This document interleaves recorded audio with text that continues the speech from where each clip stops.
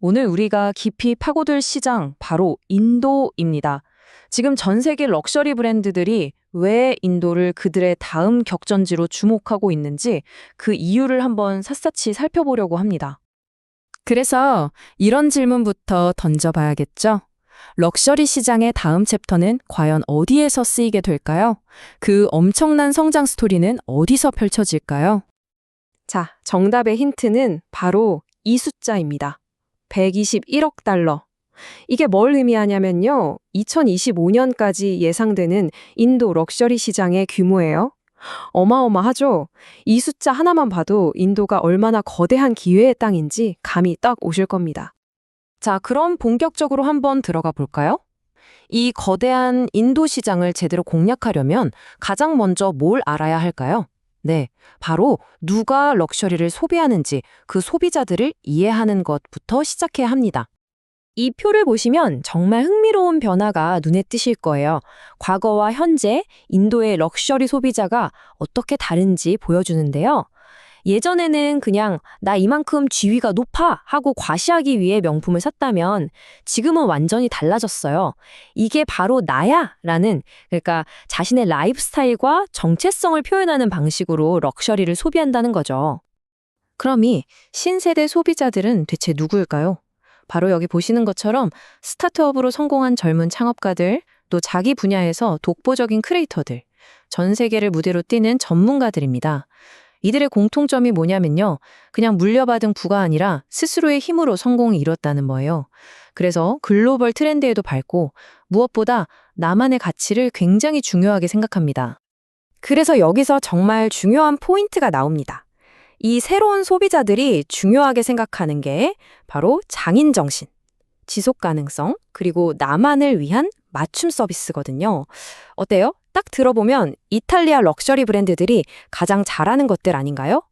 바로 이 지점에서 엄청난 시너지가 생기는 겁니다. 자, 그럼 소비자에 대해 알아봤으니 이제는 어디서 이 소비가 일어나는지 지도를 한번 펼쳐볼까요? 인도의 럭셔리 핫스팟들을 저와 함께 쭉 둘러보시죠. 첫 번째 도시는 두말할 필요 없이 뭄바이입니다. 인도의 금융 중심지죠. 여기는 정말 현대적인 부와 트렌드가 가장 먼저 시작되는 곳이라고 생각하시면 돼요. 그리고 뭄바이와는 또 다른 매력을 가진 델리가 있습니다. 델리는 뭐랄까 최고급 패션과 유서 깊은 전통이 함께 숨쉬는 곳이에요. 진짜 인도의 최상류층들이 모이는 럭셔리의 심장부라고 할 수 있죠. 세 번째는 벵갈루루입니다. 흔히 인도의 실리콘밸리라고 불리는 곳이죠. 그래서 여기는 소비층도 달라요. 전 세계와 연결된 테크 부유층, 아주 세련되고 지적인 소비자들이 시장을 이끌고 있습니다. 그런데 이야기는 여기서 끝나지 않습니다. 이게 정말 중요한데요. 뭄바이, 델리, 벵갈루루만 있는 게 아니라는 거죠. 보세요. 하이데라바드, 푸네, 아마다바드 이런 도시들이 지금 무섭게 떠오르고 있어요. 럭셔리 시장의 기회가 인도 전역으로 마치 파도처럼 퍼져나가고 있는 겁니다. 자, 그럼 이제부터는 좀 더 실질적인 이야기로 들어가 볼게요.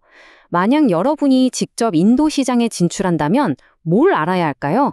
그야말로 시장 진출을 위한 플레이북을 한번 열어보겠습니다. 가장 먼저 알아야 할 제도가 바로 이 SBRT, 단일 브랜드 소매업 정책입니다. 이게 왜 중요하냐면요. 예전엔 복잡했는데 이제는 외국 브랜드가 100% 지분을 갖고 직접 매장을 운영할 수 있게 길을 열어준 거예요. 물론 조건이 하나 붙습니다. 5년 동안 상품의 30%는 인도에서 만들어야 한다는 건데 사실 이건 부담이라기보다 현지 장인들과 협력할 수 있는 엄청난 기회가 될 수도 있겠죠. 세금 문제도 빼놓을 수 없죠. 이 도넛 차트를 보시면 한눈에 이해가 되실 텐데요. 인도가 GST 2.0으로 세금 구조를 아주 깔끔하게 정리했습니다. 예전엔 정말 복잡했거든요. 근데 이제 보세요. 우리가 아는 대부분의 패션, 시계 같은 럭셔리 제품은 그냥 18% 단일세율이에요. 사업하는 입장에선 예측 가능성이 엄청나게 높아진 거죠. 아주 큰 변화입니다. 자, 매장을 열려면 당연히 임대료를 알아봐야겠죠? 이 표가 바로 그 핵심 데이터입니다. 보시면 역시 델리랑 뭄바이가 제일 비싸죠. 하지만 눈여겨볼 곳은 바로 아래, 하이데라바드 같은 곳이에요.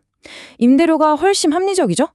그러니까 처음부터 가장 비싼 곳만 고집할 게 아니라 이런 신흥도시에서 시작하면 훨씬 효율적으로 사업을 확장할 수 있다는 계산이 나옵니다.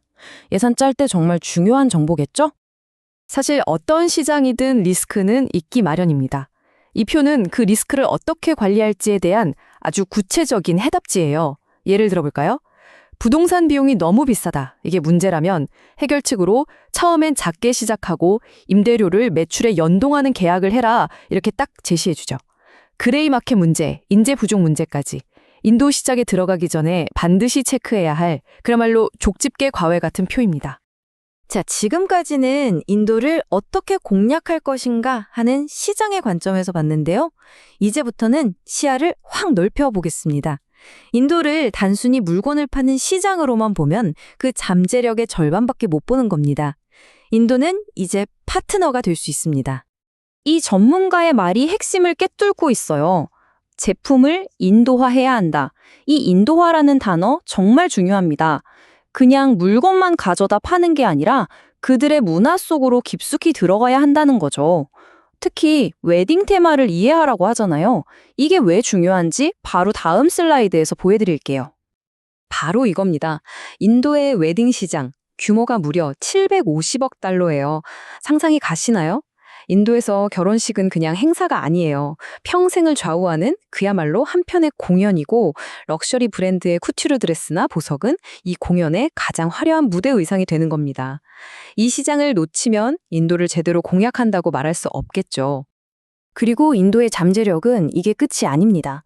인도는 물건을 사는 곳이기도 하지만 동시에 세계 최고 수준의 물건을 만들 수 있는 곳이기도 하거든요. 보세요. 타밀나두의 가죽, 라자스탄의 보석, 구자라트의 직물, 수백 년 된 장인 정신이 살아 숨쉬는 곳들이에요. 이탈리아의 디자인과 인도의 장인 정신이 만난다고 상상해 보세요. 이건 정말 엄청난 시너지가 될 수 있습니다. 네, 바로 이겁니다. 이 전문가의 말이 오늘 이야기의 핵심을 다시 한번 짚어주네요. 인도의 이야기는 소비를 넘어 창조의 이야기가 되고 있다. 이제 인도는 단순히 거대한 시장이 아니라 함께 새로운 것을 만들어 나갈 수 있는 창의적인 파트너라는 거죠. 이 관점의 전환이 정말 중요합니다. 결국 럭셔리의 미래는 단순히 어디서 팔 것인가의 문제가 아닙니다. 그보다 우리의 새로운 스토리는 어디서 시작될 것인가 하는 질문에 달려 있을 거예요. 자, 오늘 이야기를 들으신 여러분 브랜드의 다음 챕터는 과연 인도에서 시작될 수 있을까요? 한번 깊이 고민해 볼 만한 질문이라고 생각합니다.